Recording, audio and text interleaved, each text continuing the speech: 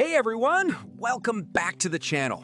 Get ready because today we are diving right back into the incredible world of Circle of Inevitability. If you're enjoying these audiobook adventures, make sure to leave a like and hit that subscribe button. Grab a snack, settle in, and let me know your thoughts in the comments. Let's get into it. Chapter 191. Suspicions. Right hand. Franca's body jolted with a sudden shudder. As a witch, she was well acquainted with the intricacies of mirrors, attuned to their peculiarities.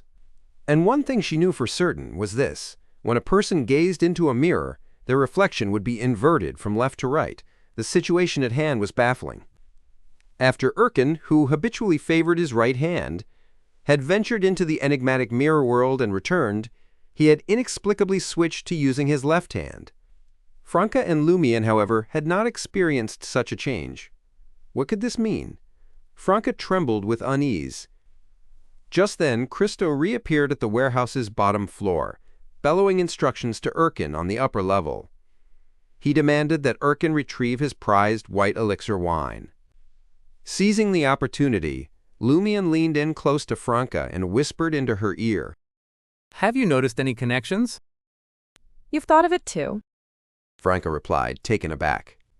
It was a challenge to detect Erkin's abnormality and grasp the underlying possibilities without extensive knowledge of mysticism and encounters with the beyonder world. Lumian continued in a hushed tone. Judging by the amount of blood present in that space, I find it hard to believe that a regular person could have survived. From the start, I suspected something was amiss with Erkin and the other members of the caravan. Furthermore, you mentioned that the peculiar mirror world contains your past self, the reflection of who you once were. A mirrored image is left-right reversed in reality. Do you think the Erkin in the mirror has replaced the original Erkin? Franca fell into silence, pondering the implications. I dread to consider such a horrifying possibility, but the circumstances align more and more with your theory. I need to be certain. As they conversed, Erkin descended from the warehouse's upper level, clutching a sack filled with various spices and 2 bottles of white elixir wine. He made his way towards a nearby grayish-white 2-story building. The structure served as a dining room and kitchen for Rat Christo's subordinates. On the surface, Christo presented himself as a merchant. He owned multiple companies specializing in trade and providing storage facilities. Franca approached Christo with a solemn expression and asked, Are you absolutely sure that is truly Erkin?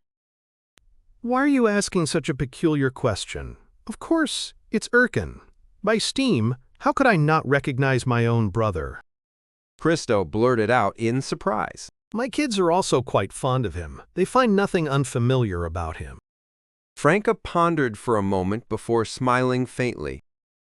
I can't help but feel that something might go awry after venturing into that bizarre realm. I've checked on them. They're fine, just a bit weakened from the bleeding. Damn it, now I have to offer them some compensation. Why did Emperor Roselle have to introduce these bizarre notions, and why do so many people still remember them after nearly 2 centuries? Christo's heart ached at the prospect of additional expenses. Franca chuckled. You're not a beyonder yet. Before you took over this smuggling business, didn't you anticipate that those above you would follow certain customs and pay extra for particular matters? Christo fell silent, uncertain of how to respond. Franca then said, I'll help you confirm whether anything is amiss with those individuals.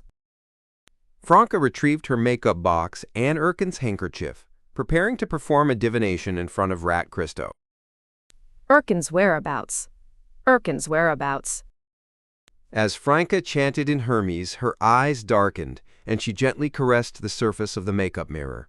Lumian observed as the mirror shimmered with watery ripples of light. Soon a scene materialized within its depths. Erkin, dressed in a blue shirt, stood near the kitchen, engaged in conversation with the chef. I knew everything would go smoothly. Rat Christo chuckled. He then gestured towards the warehouse. I have some matters to attend to. You can explore the area on your own or wait for me in the dining room. Once the short-statured leader of the smugglers had entered the warehouse, Lumian turned to Franca. It appears that the real Erkin might be dead. Thus, the divination results indicated the person who originally belonged to the mirror world. Do you still think something is amiss with Erkin and the others? Franca furrowed her brow. And if not, Lumian laughed. should we cover our eyes and ears and pretend we didn't see, hear, or discover anything? Franca pondered for a moment before responding. Perhaps because I'm using mirror divination, it will be easier to pinpoint the individual within the mirror. I shall attempt another method. Surveying the warehouse area, she picked up a short wooden stick and held it before her, pressing down from the top. After uttering a similar divination statement, the wooden stick snapped, pointing directly at the grayish-white two-story building that housed the kitchen and dining room.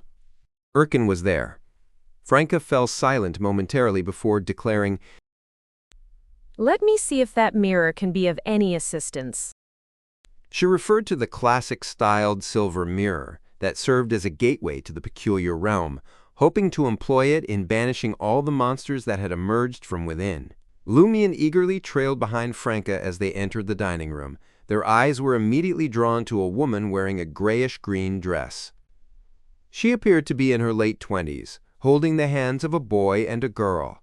Tears of joy streamed down her face as she embraced Erkin, who had just emerged from the kitchen. You're finally back. Pepe! Pepe, play with me. Amidst the clamor of excited voices, Erkin's face radiated sheer happiness. His brows and eyes reflected pure joy. Franca paused in her steps, silently observing the heartwarming family reunion for a long while. Eventually, she let out a sigh and remarked, Let's give it a little more time. Lumian maintained his smile. Are you finding it hard to bear? Franca sighed. The real Erkin might already be dead.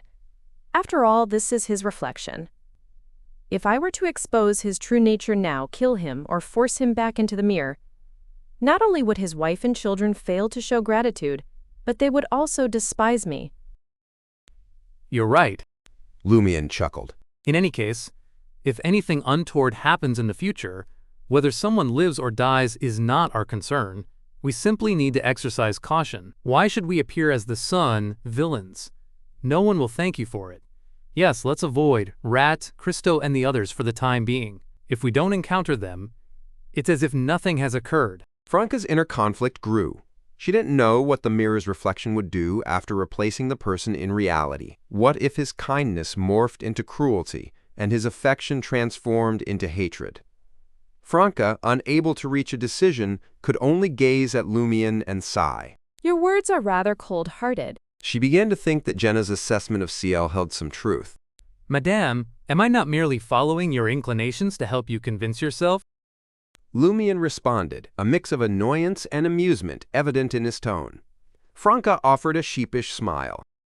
How do you propose we handle this situation? Lumian glanced at Erkin, who was recounting his strange encounter to his wife and children as if it were someone else's story.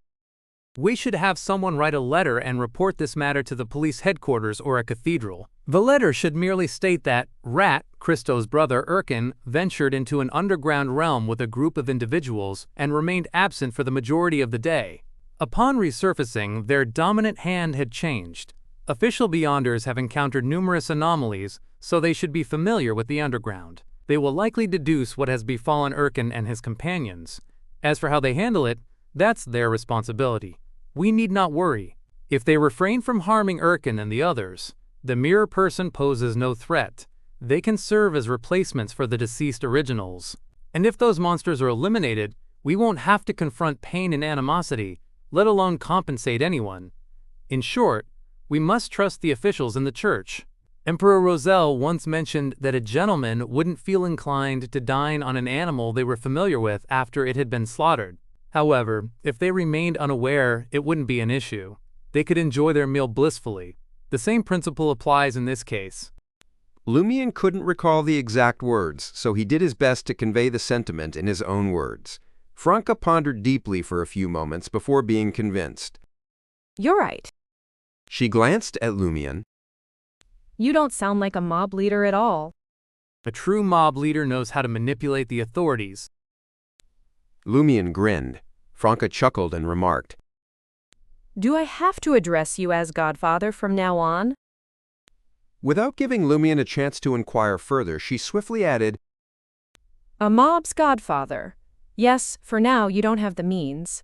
I'll take responsibility for leaking the information to the officials. Mob's godfather, Lumian, had heard his sister mention this as the subject of her next book. He grasped the general idea, but couldn't help feeling a tad disheartened. In the ensuing hours, he and Franca joyously attended a banquet hosted by Rat Christo, engaging in lively conversations with Erkin and the other smugglers. Lumian couldn't stop raving about the delectable, savvy roasted chicken. It was seasoned with an array of spices, its surface glistening with a similar concoction. The golden skin boasted juiciness, tenderness, and an aromatic essence. He sliced a piece of the crispy skin-covered meat and let it soak in the succulent juices for a moment before savoring it. The experience was pure bliss, rendering it impossible for him to cease indulging. As the banquet drew to a close, Franca noticed only a handful of people remained at the dining table. She turned to Rat Christo, a smile playing on her lips. Come closer. I have something to ask you. Christo, momentarily taken aback, shifted his chair nearer to Franca and responded with a smile. And what's the matter? Franca smiled and whispered, In truth, Ciel and I also ventured into that peculiar world. Fortunately, we managed to escape. With that, she swiftly produced the roast chicken's knife and drove it into the table in front of Rat Christo. Her voice turned icy as she interrogated him. What's concealed within that shipment? You nearly got us killed. I don't know. Christo glanced around, beads of cold sweat forming on his forehead. Realizing that only he, Franca, and Sealed remained at the table, he hastily explained. I genuinely don't know. The boss instructed me to bring it to Trier. Chapter 192, Verification. Boss? Lumian was alarmed. He hadn't anticipated the connection to Gardner Martin, but now things were starting to make sense. Why did the smuggling caravan vanish on a known route that had been used before? And why was Rat Christo so eager to seek their help? If he had only lost a shipment, he would have made more confirmations. It would have taken time for him to reveal his vulnerabilities and mistakes to his peers, who might be eyeing his position. Lumian's mind raced with thoughts. Gardner Martin might be a sequence 6 or 5 on the Hunter pathway. Both Franca and I entered the special mirror world, and we're a hunter and a demoness, respectively, on similar and neighboring paths. Mr. K instructed me to approach Gardner Martin and gain his trust. Franca, as a member of the secret organization Curly-Haired Baboons Research Society, has quite a high sequence. It's surprising that she's willing to be the mistress of a mob boss like Gardner Martin. The boss of the Savoie mob must be hiding a major secret or involved in something significant. Why does he want Christo to smuggle an item related to the hunter or demoness pathway into Trier? And why go through the risks of underground smuggling? Is he afraid of the tax collectors? Instead, why doesn't the boss retrieve the item himself outside the city and have Christo get a smuggler lead the way? It would be safer and more discreet. Could it be that he knows the item might cause trouble and wants to avoid the risk? Lumian shifted his gaze from Rat Christo to Franca's face. To Lumian's surprise, the witch seemed unprepared for such an answer. Her initial shock was swiftly followed by a hint of excitement and joy. She stared intently at Rat Christo and sneered. Are you trying to fricking deceive me? How come I haven't heard about Gardner asking you to bring something into Trier? Where is that thing? Excitement. Joy Lumian grew increasingly certain that Franca had ulterior motives for joining the Savoie mob and approaching Gardner Martin. Christo forced a smile and responded. It's in an iron box. I've already sent it to Rue de Fontaine. Perhaps the boss hasn't informed you yet. As a seasoned member of the Savoie mob, he knew the power Franca possessed. She could easily dispatch him, especially since he wasn't prepared and hadn't brought any assistance. Moreover, she excelled in divination and could detect falsehoods. You better not be lying to me. Franca recoiled, produced her makeup mirror, and began performing a divination in front of Rat Christo. Lumian cooperatively stood up and walked to Christo's side. He reached out and firmly grasped Christo's shoulder. Once Franca confirmed the truth through her divination, Lumian patted the rat on the back with a smile. If anything similar happens in the future, make sure to remind me of any potential issues with the merchandise. I must be prepared for any unexpected incidents. Otherwise, I might just chop you into pieces and feed you to your beloved kids. He had heard from Louis that Rat Christo had numerous pets and had a special fondness for dogs. Fueled by the threat, Christo grew angry. Franca may be the boss's mistress, and she's stronger than me. I can tolerate her treatment, but what right does a newbie like you have? Recalling Margot and Hammer 8, who were just as powerful as him, Christo wilted under their memory and forced a smile.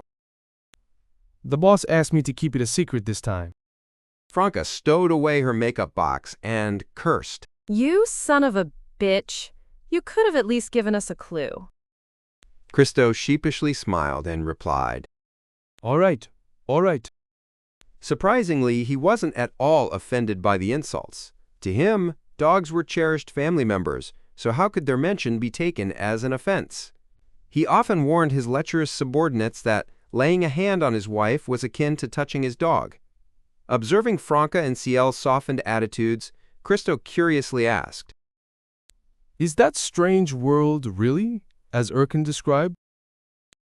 Before Franca could respond, Lumian patted Christo's shoulder with a smile. Haven't you figured it out yet? Has a dog eaten your brain? We were just bluffing you. We didn't enter any strange world at all. We simply suspected something was amiss with your goods, considering the previous smooth smuggling operations and the sudden involvement of a Beyonder incident. So we decided to deceive you. Rat Christo couldn't help but feel vexed. Indeed, if Franca and Ciel had truly entered a strange world, they wouldn't have returned so swiftly. Erkin and the others had been missing for hours. How could he have been so foolish? Why did he fall for their ruse? Suppressing his emotions, Christo looked at Franca with a fawning smile. Please don't tell the boss that I revealed the existence of that item. He will not be pleased with me. Franca cast a strange glance at Lumian and said to Rat Christo, Fine. From now on, you owe me a favor. All right. Christo hastily agreed. After bidding farewell to the leader of the smuggling operation, Lumian and Franca exited the warehouse and turned onto the narrow street of Avenue du Marché. I realized today that Christo is a complete fool. He's incredibly gullible, Franca remarked, breaking the silence as she glanced at Lumian beside her. There was a hint of a smile on her face, but it didn't quite reach her eyes. You're quite skilled at deceiving others. Lumian assumed a composed demeanor. In Cordu, you must have heard about Cordu, right? They call me the Prankster King. Franca, familiar with Cordu due to the wanted poster, smiled at Lumian and responded, Did you lie to me earlier then? Heh. Jenna's assessment of you wasn't entirely off. You possess cunning and trickery. You're my sister's companion. I've been telling you the truth. Lumian said sincerely, maintaining an honest expression. However, he didn't divulge the complete truth. Even if Franca were to confirm it through divination, she wouldn't detect any signs of deception. Franca observed his expression and nodded in satisfaction. I am willing to trust Muggle's brother. Let's pretend you don't know about Gardner's item. There are certain things that can be harmful if you were to uncover the truth. I won't inquire about it either. All right. Lumian acquiesced, obediently playing the role he had assumed in front of Aurore. The two then went their separate ways on Avenue du Marché. One headed toward Salle de Balbrise, while the other turned onto Rue des Blouses Blanches. It was already past 8 p.m., and the sky had darkened. Gas wall lamps embedded in the walls illuminated the dance hall, casting a yellowish glow on the entire first floor. As they approached the dance floor, the ambiance grew dimmer. Amidst greetings, Lumian took a seat at the bar counter and ordered a glass of fennel and mint absinthe, known as Parrot. The drink was rather invigorating, and with just one sip, it cleared his mind as if he had been slapped awake. Lumian sat for a while, enjoying Jenna's risque songs. Eventually, he noticed Charlie approaching the bar counter with a tray in hand. See you, boss. Charlie swiftly altered the way he addressed Lumian upon realizing it was the bartender looking at him. Lumian took a sip of the psychedelic green liquid and asked with a smile, Do you prefer the dance hall or the underground bar in the motel? Charlie glanced at the bartender and the other waiters before lowering his voice. I still prefer the motel bar. Over there, I'm the center of attention. I can tell. Lumian chuckled and nodded towards the young female singer who had taken over from Jenna. Is she your friend's daughter? Charlie had previously mentioned a friend who had fallen victim to a loan shark. Pressured by Baron Brenier, the friend tragically committed suicide by jumping off a building, and now his daughter was forced to sing at Salle de Bal Brise. Yes. Charlie replied with a sorrowful expression. The female singer, dressed glamorously in a revealing blouse and skirt, was around Jenna's age but lacked the same allure. Upon closer observation, Lumian noticed the key distinction between the two. Jenna's eyes radiated a certain spark, whereas, despite her fake smile, the light in the other singer's eyes was absent. Charlie opened his mouth, seemingly hesitant to ask for something, but in the end he decided against it and remained silent.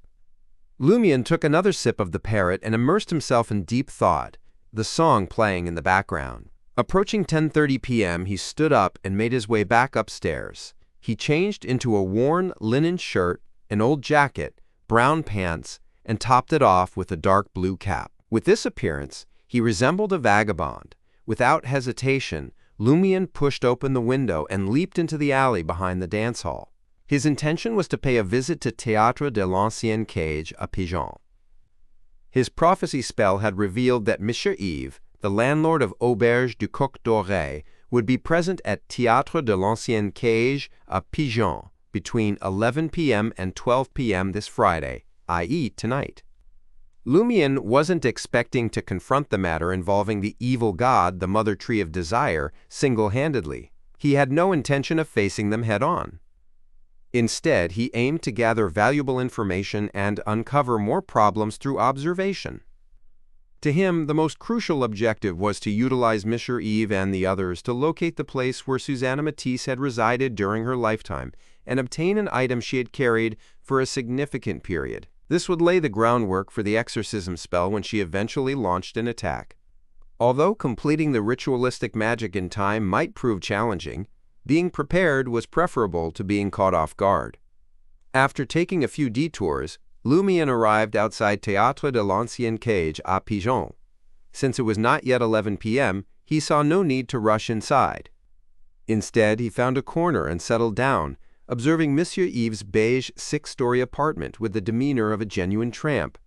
Before long, Lumian spotted the landlord. Monsieur Yves returned from Le Marché du Quartier du Gentleman holding a black cane. He wore a faded dark suit, chestnut pants, and an aged half-top hat. A few minutes later, a dim light emanated from one of the windows of his apartment. Lumian patiently waited. As he waited, his brow gradually furrowed. Why hasn't Monsieur Yves made his way to Théâtre de l'Ancienne Cage à Pigeon? It's already past 11 p.m. The window continued to emit a yellowish glow and occasional figures passed by. 15 minutes elapsed, yet Monsieur Yves had not left his apartment, crossed Avenue du Marché, and entered Théâtre de l'Ancienne Cage à Pigeon. Lumian couldn't help but mutter to himself. Could there be an error in my prophecy spell? Chapter 193, Luck Enhancement. Lumian waited patiently until midnight drew near. As the clock struck 11:30 p.m., the light in Yves' room went out, yet no one emerged from the apartment. It seemed the miser had decided to save on gas bills and retired for the night. The final act of the play at Théâtre de l'Ancienne Cage à Pigeon concluded as midnight approached. The audience trickled out one by one, but no one entered the theater. Lumian muttered to himself, his thoughts racing. Could it be that the prophecy spell's answer isn't precise enough? After all, the ritualistic magic was cast by me. It's understandable that its effect is imperfect. Yes, that's a possibility. But what if the prophecy spell is accurate? Alarmed amidst his thoughts, Lumian's head snapped in the direction of the door adorned with theater posters. If the prophecy spell was correct, it meant that Monsieur Yves had indeed been at Théâtre de l'Ancienne Cage à Pigeons between 11 p.m. and midnight. And if Monsieur Yves truly had been there, who was the identical figure who had entered the apartment and never left, there was a strong chance it was a decoy. A decoy! No way. Lumian couldn't fathom his own suspicion. How could he be deceived by such a trick, especially after meeting and conversing with Monsieur Yves before? He was more inclined to believe that the prophecy spell was flawed. Perhaps there's a tunnel beneath the apartment leading to Théâtre de l'Ancienne Cage à Pigeons? Lumian pondered, searching for a plausible explanation. Trier was a city where establishing a tunnel was easier than in other places. It only required a short excavation to connect to underground passageways and sewers. However, such tunnels were also prone to discovery. The underground Trier teemed with people. Quarry police patrolled the area, smugglers traveled through, and planters passed by. Unless the tunnel went deeper or had a cleverly hidden entrance, it wouldn't take long for it to be found. If Monsieur Yves' apartment did have a similar tunnel, he wouldn't have needed to venture out to the nearby underground Trier entrance at night. In the midst of these thoughts, Lumian recalled two important details. Firstly, he had witnessed a change in Monsieur Yves' luck when they first met. The next day, he realized that luck had inexplicably altered. Secondly, Monsieur Yves possessed Beyonder powers and had a high likelihood of being a believer in the evil god, the mother tree of desire. Despite having a low sequence, when the official Beyonders brought him in for questioning, they found nothing amiss. Combining these perplexing facts with the disparity between the prophecy spell and reality, Lumian's pupils contracted as he muttered to himself. A decoy? Could it be real? Was the person residing in the opposite apartment all this time after the robbery a mere decoy?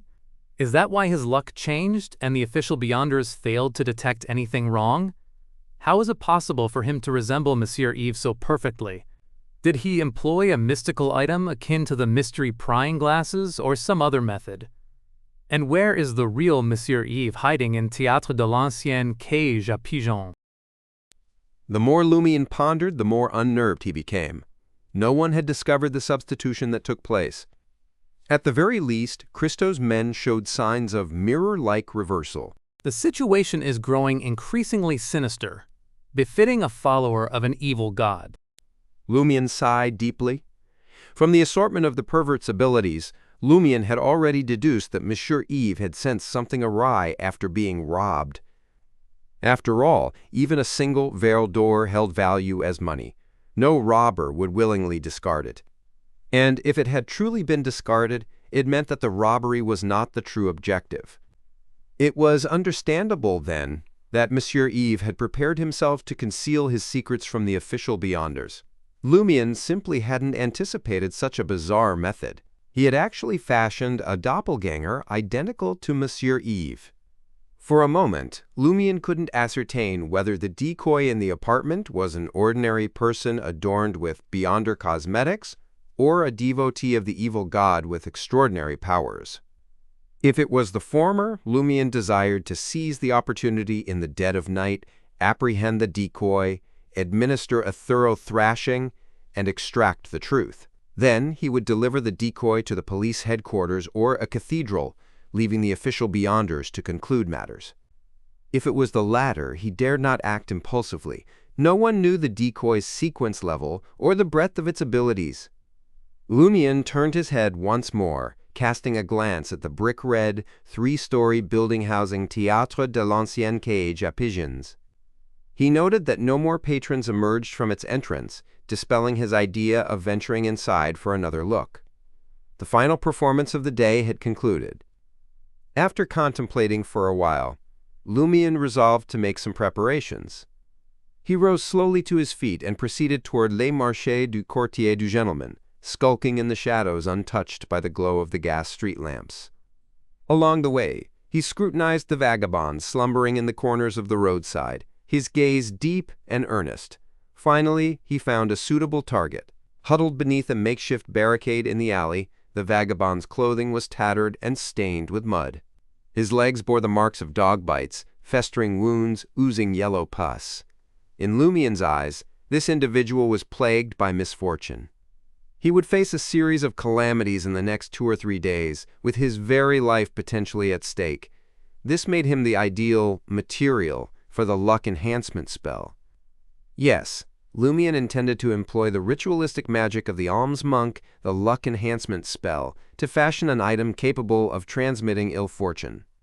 If the fake Monsieur Eve were to be plagued by misfortune, continually beset by various predicaments, there was a high likelihood that he would reveal his predicament to the official Beyonders. With this in mind, Lumian had been on the lookout for the most hapless vagabonds. This particular group belonged to the realm of ill-fated individuals. With his cap pulled low, Lumian approached the vagabond, positioning himself so the gas lamps on the street cast his face in shadows. He crouched down, black-gloved hands ready, and gently prodded the tramp. You. The tramp stirred, his voice filled with pain and confusion. I need your assistance with something. Willing to lend a hand? Lumian produced a silver coin worth 1 virile d'or, adorned with cherubs and intricate lines. The tramp's eyes were immediately drawn to the gleaming coin. Without hesitation, he nodded and replied, No problem. As he spoke, he extended his hand, already imagining the aroma of apple whiskey sour and hearty meatloaf. Once the silver coin was in his palm, the tramp's eyes widened suddenly, fixated on something behind Lumian. He blurted out in shock. That's... Seizing the moment Lumian turned his head, the tramp swiftly pushed himself up, attempting to vault over the barricade and sprint down the alley. It was evident that giving money to a vagabond and enlisting his cooperation in something posed a clear danger. For an ordinary tramp, the logical choice was to accept the money and make a run for it. Whack! Lumian swiftly withdrew his right hand, calmly observing as the tramp slumped against the barricade, unconscious. From the start, Lumian had no intention of allowing the tramp to witness everything while awake.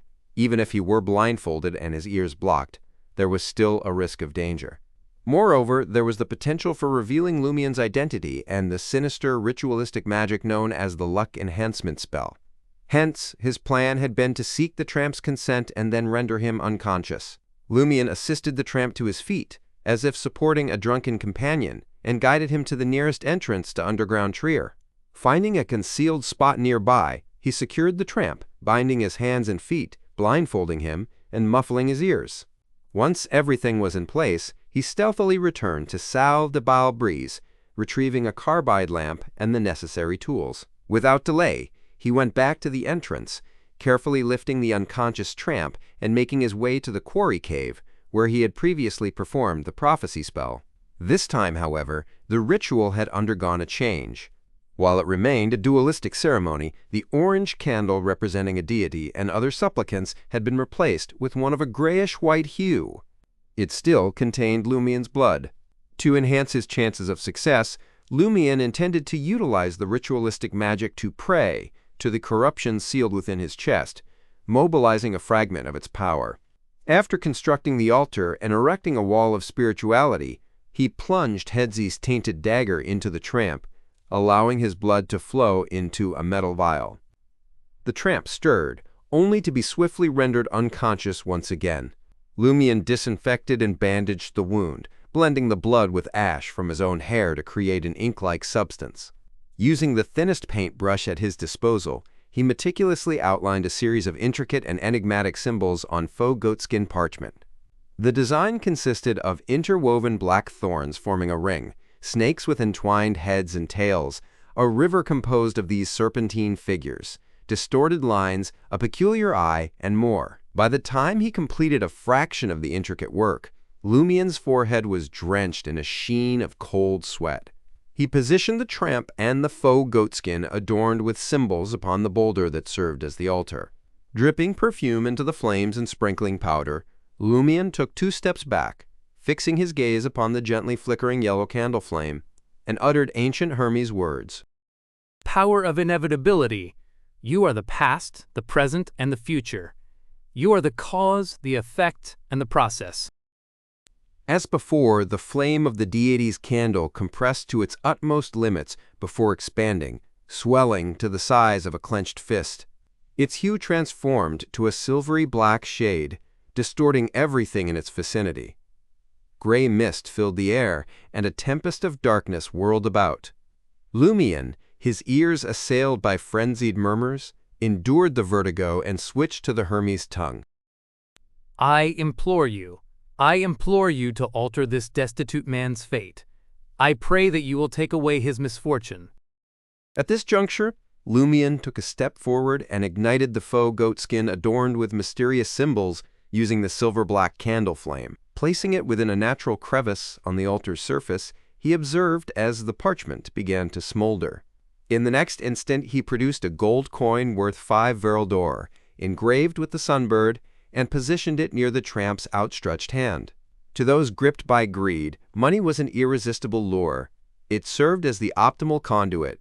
Lumian, burdened by a sensation akin to carrying a weight of over 500 kilograms, retreated a step, awaiting the consumption of the smoldering faux goatskin before commencing the final incantation.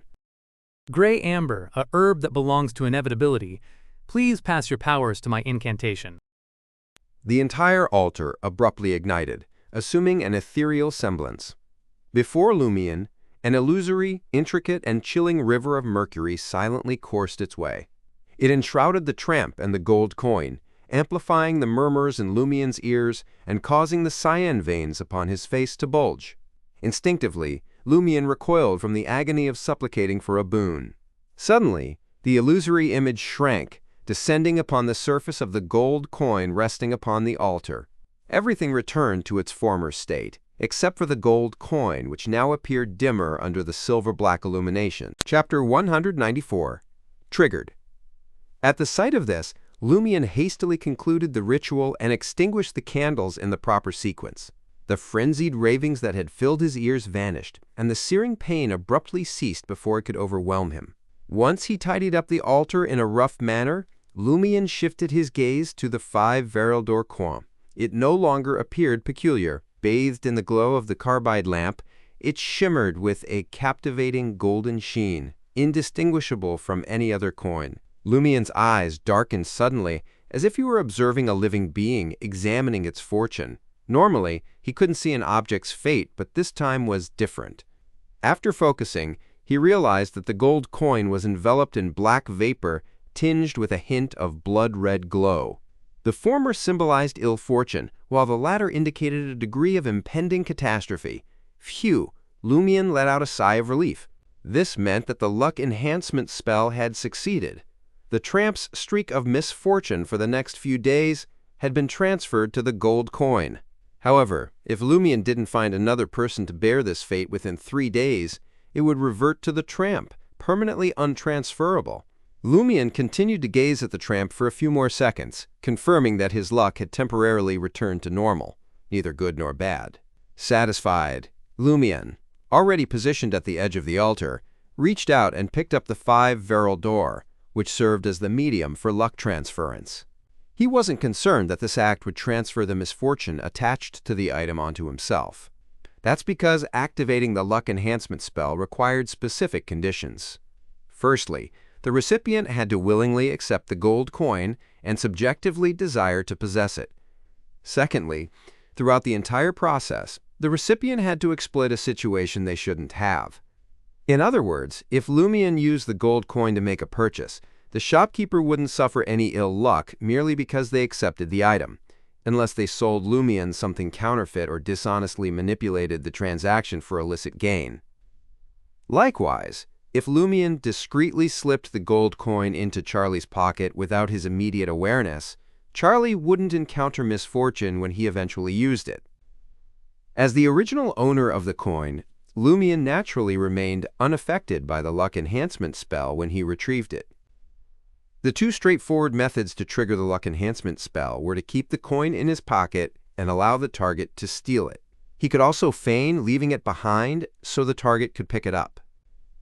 Lumian believed that unless individuals like Monsieur Eve, who had acquired a miserly habit, underwent a significant transformation, they would still harbor an enduring fondness for money. Falling into such a trap would be easy for them. After erasing various traces on the altar, he hoisted the tramp onto his back and ascended to the surface. He dumped him back into the alley where he had been found, removing the ropes, binding his hands and feet, along with the cloth covering his eyes and ears. Observing the tramp's condition, Lumian gave him a swift kick and departed. The tramp stirred slowly, uttering pleas of desperate fear. Please, let me go. He blinked his eyes open, instinctively scanning his surroundings. To his realization, there was no one in sight, and he found himself still slumbering in his usual spot. The tramp fell silent. As his senses gradually returned, his initial reaction was to delve into his pocket. A chill seeped into his mind, and with a gleeful expression, he retrieved a silver coin worth 1 veril d'or. It's still here. It's really still there. It wasn't a dream. Under the faint crimson moonlight casting its glow from above and the street lamps illuminating the vicinity, the tramp fiddled with the silver coin repeatedly, assuring himself that it wasn't a counterfeit. Only then did he recall to examine his body. Soon he noticed that his arm was bandaged, and a sharp ache assaulted his mind. Apart from that, there was nothing out of the ordinary. The tramp stumbled to his feet, rubbing his backside as he muttered to himself. It's not that kind of pervert.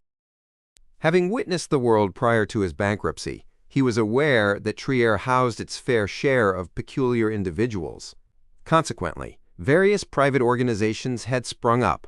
Some advocated that men and women existed solely for reproduction, while others believed that true love only blossomed between men. Gatherings even catered to those who believed that women alone held the secret to loving their own kind. The tramp had initially suspected he had fallen victim to men with a peculiar fixation on foul, unwashed men. However, it seemed that wasn't the case. After pondering for a moment, he conjectured that someone had taken an interest in his blood and extracted some. The 1 veril d'or was his reward. He had heard tales before of influential figures relying on continual blood transfusions to sustain their lives. At least there's 1 veril d'or. The tramp instantly rejoiced, no longer dwelling on the loss of blood. He even entertained the hope that the other party would seek him out once more. When the time came, he would willingly inquire about their desired price. Lumian relied on a copper coin toss to decide that he would spend the night at Auberge du Coq d'Oreille. Consequently, he returned to room 207 and slept until 6 a.m. After having breakfast and engaging in some outdoor exercises, then returning to the motel, changing his attire, and disguising himself, Lumian prepared to set off for Avenue du Marché to find the 2 cleaning ladies already hard at work. Lumian caught sight of a cleaning lady in her 50s, sporting a vibrant golden wig and makeup, as she diligently cleared the trash in the lobby. Lumian halted his steps and asked contemplatively, You're Elodie, aren't you? He recalled Charlie mentioning her name. Yes, Monsieur Ciel. Elodie straightened her posture. She wore an old yet clean grayish-white dress and stood at an average height of 1.65 meters. From her facial features, it was evident that she had been quite attractive in her youth. You know me? Lumian inquired nonchalantly. Elodie answered truthfully. Monsieur Charlie Collant spoke of you before. He mentioned that you're the hotel's guardian. Heh, just as expected of Charlie. That's the right attitude. No trace of inferiority or fear.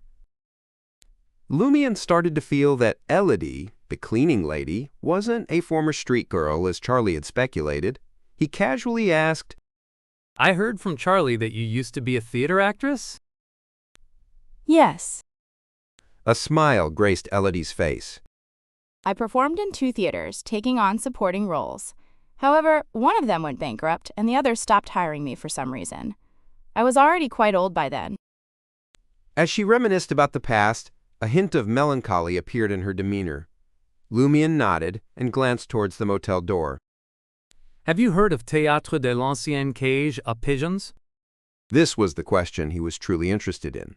This cleaning lady named Elodie was originally a theater actress, but she had been hired by Monsieur Yves, the motel landlord who had a close relationship with Théâtre de l'Ancienne Cage à Pigeons. It was a little suspicious. Elodie's expression became animated. I know that their plays are splendid. The actors possess remarkable acting skills. It's worth saving up for a month just to purchase tickets to their shows. When I attended a performance at Théâtre de l'Ancienne Cage à Pigeons, I discovered that they were in need of a cleaning lady for half a day. That's why I ended up here. I see it seems unrelated to Théâtre de l'Ancienne Cage à Pigeons or Monsieur Yves. Lumian refrained from further probing to avoid raising any suspicions. He smiled and remarked, Seems like you have other jobs. Elodie believed that Monsieur Ciel sought to ascertain the cleaning lady's background to protect the motel's interests, so she responded honestly, Every day from 2 p.m. to 10 p.m., I work in a factory south of the Market District. It's called the Goodville Chemical Factory, situated on Rue Saint-Hilaire.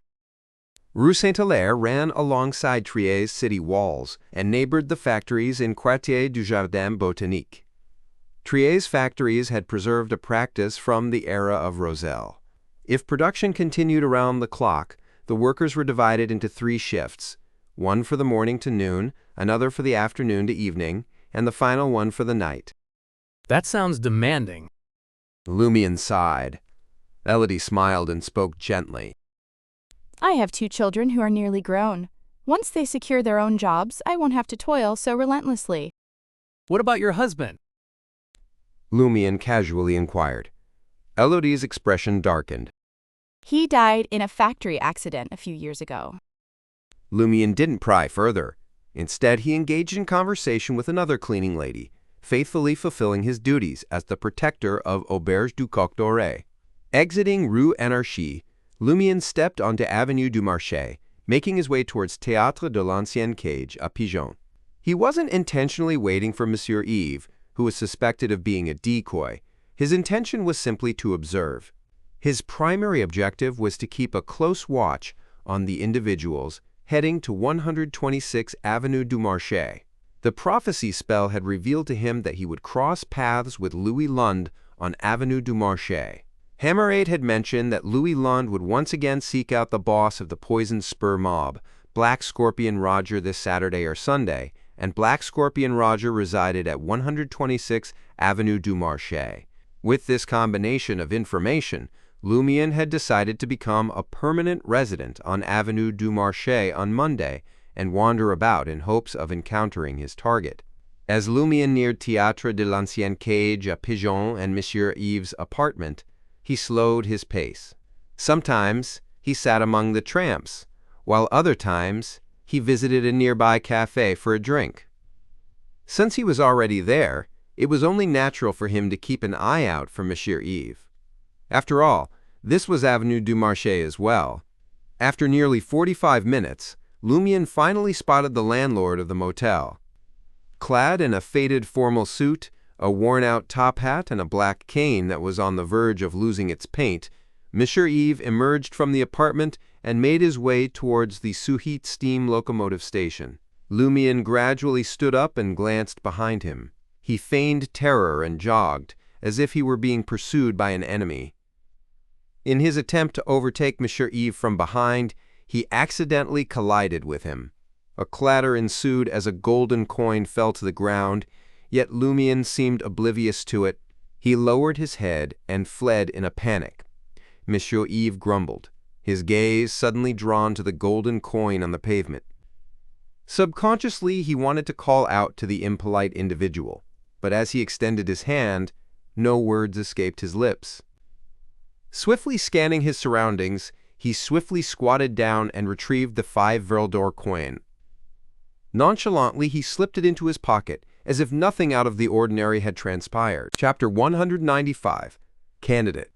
Hidden behind the shadow of an ebony street lamp, a mere 20 meters away from Monsieur Yves, Lumian leaned discreetly, tugging his cap lower amidst the bustling crowd.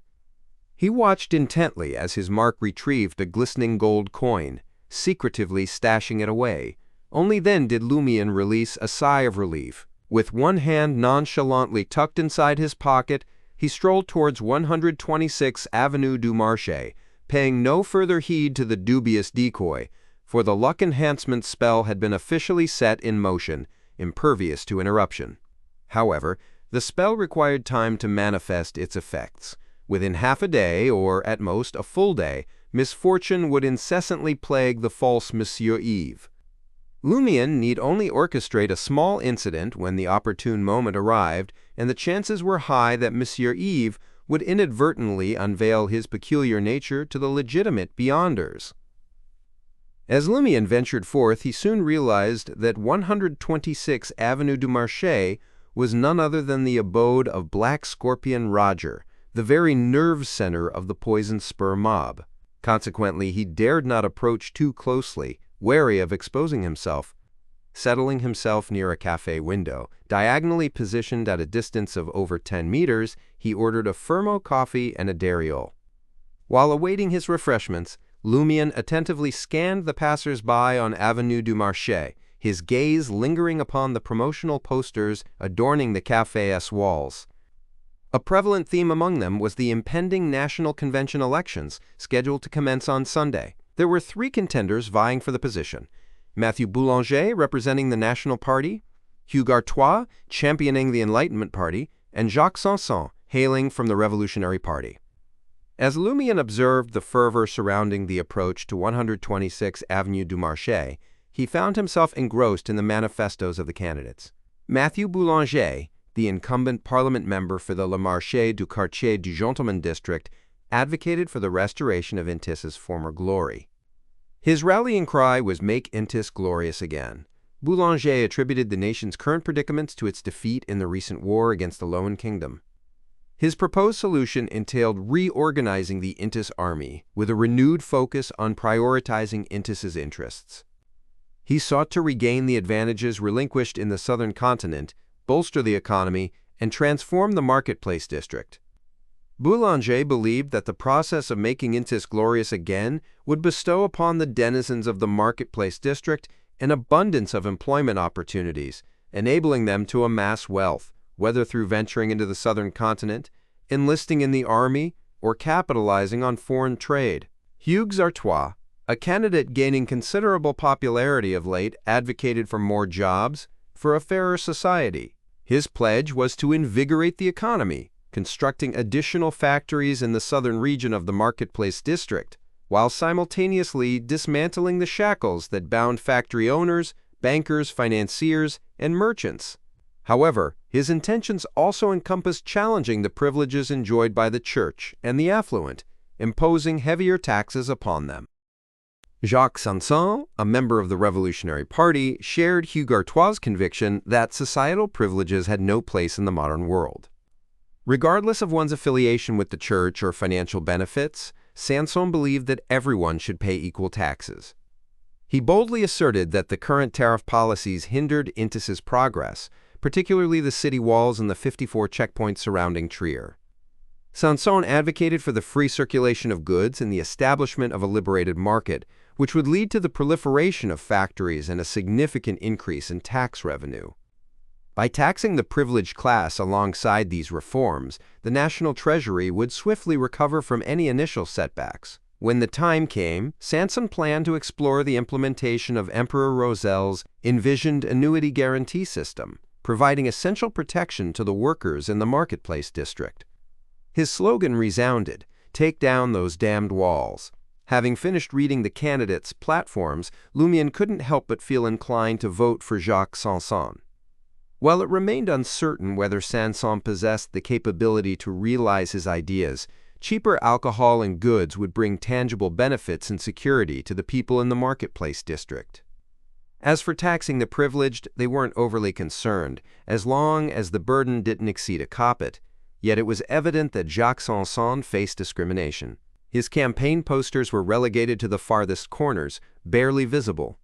This treatment stemmed from the Revolutionary Party's perennial status as a minority within the National Convention.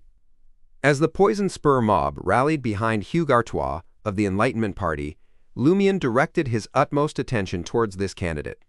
He not only perused Artois' election platform, but also scrutinized his color photographs. Artois, a man in his 30s, possessed a luxuriant head of black, fluffy hair with hints of gray at his temples. His nose stood tall and proud, complemented by deep blue eyes. His height commanded attention, and he exuded an air of refinement when dressed formally. I can't allow this man to be elected unless I dismantle the Poison Spur mob before that happens. However, the mob still enjoys the mysterious support of Madame Moon. Even if one Black Scorpion falls, another red scorpion will emerge. Yes, the elections are set to commence this Sunday. The police headquarters, military police, and official beyonders will be mobilized to vigilantly monitor each constituency. Causing trouble won't be easy. Should I involve the laborers, porters, and waiters of the Savoy mob? Lumian contemplated how to secure the National Convention seat for both Mathieu Boulanger and Jacques Sanson. According to Intis law, anyone residing in a constituency for at least 6 months and having a job or attending university possessed the right to register and vote in that district. Lumian himself had only arrived in Trier less than a month. Lost in thought, he maintained a watchful eye on the window, hoping to catch sight of Louis Lund. After a considerable time had passed, the golden sun ascended into the sky. Lumian realized that waiting was not a viable option. Firstly, his identity posed a problem. He remained under the intense scrutiny of the Poison Spur mob, preventing him from waiting in a building opposite Black Scorpion Roger's residence. Such a vantage point would limit his view and increase the risk of overlooking crucial details. Secondly, as the leader of the Savoy mob, he had numerous responsibilities to fulfill and required moments of respite. Waiting 24 hours a day for 2 straight days was simply unfeasible. As these thoughts raced through his mind, Lumian was struck by an idea. Why should I do it myself when I have so many subordinates and even hired Anthony Reed with my own money? With that thought, Lumian rose from his seat and left the café, making his way towards Salle de Balbrise. As he reached the middle of Avenue du Marché, Lumian's attention was drawn to a gathering by the roadside. At the outskirts of the crowd stood a circle of black uniformed police officers, while 2 rows of mounted officers observed the passers-by. Amidst the 200 to 300 people, there stood a makeshift wooden platform. A man in a black suit, sans bow tie, commanded the stage. A massive poster displaying his photo adorned the outer wall of the house behind him. His resounding voice resonated through the streets. We need jobs. We need better income. I will construct more factories on Rue Saint-Hilaire. I pledge tax concessions for these factories. Ah, isn't that Monsieur Hugues Artois? Lumian, utilizing his above-average Intis height, could clearly see the speaker on the wooden stage. It was the elegant, black-haired, blue-eyed Hugues Artois, a candidate supported by the Poison Spur mob. Lumian listened for several seconds, his gaze instinctively scanning the upper levels of the building opposite Hugues Artois, examining the windows and roof. As expected, he detected signs of police officers or individuals who clearly did not belong to the household. He's well protected indeed. I cannot shoot Hugues Artois in the head or chest from those positions using a rifle. Lumian averted his gaze, a tinge of regret washing over him. There was another way to ensure Hugues Artois' defeat in the election, and that was to prevent him from participating altogether. Those who perished would automatically forfeit their right to run. Lumian had seriously contemplated the feasibility of this plan while at the café, but he concluded that it would stir up too much chaos.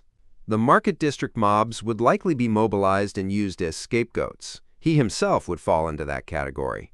If that happened, his true identity would likely be exposed, compelling him to flee the market district, if not Trier altogether. He would lose the opportunity to track down Madame Puales and the Padre. Assassinating the candidate appeared to be quite a challenge. Even if he were fortunate enough to succeed, escape might not be guaranteed. Lumian shifted his gaze to the people standing behind the wooden platform. They were most likely members of Hugues Artois' campaign, a trio of men and 2 women. Among them, there was a woman with fiery red hair, rumored to possess noble lineage. Her features were striking, with chiseled lines on her face, yet there was an overall air of neutrality to her beauty. Tall and attired in a white and brown hunting suit, she was accompanied by 4 other individuals. Fearful of missing Louis Lund, Lumian paid no heed to Hugues Artois' oration. He withdrew from the throng and made his way back to Salle de Balbrise. Noontime brought few patrons to the establishment. Some waiters and bartenders took a break, while others busied themselves with tidying up. Addressing Louis and Sarkoda, Lumian spoke up. Dispatch 4 men to keep watch at 126 Avenue du Marché. 126. Louis repeated, his voice filled with astonishment. Isn't that Black Scorpion Roger's residence? Is the boss planning to stir up trouble for the poison spur mob once again? Lumian nodded, his expression candid. You've got it. Don't get too close and ensure you remain undetected. Stand guard from different vantage points and observe whether he appears among the passers-by.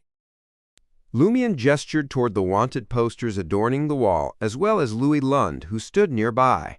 Since joining the Savoie mob, Louis's own wanted poster had been discreetly moved to an even more inconspicuous spot. Louis and Sarkoda turned their attention to the wanted poster, carefully examining its contents. Words like Cordu village caught their eye. They grasped the general idea and readily agreed. Yes, boss. Once the four mobsters departed Saldabal Breeze with the wanted poster in tow, Lumian turned to Louis and Sarkoda. For the next few days, your task will be to maintain order on the first-floor dance hall.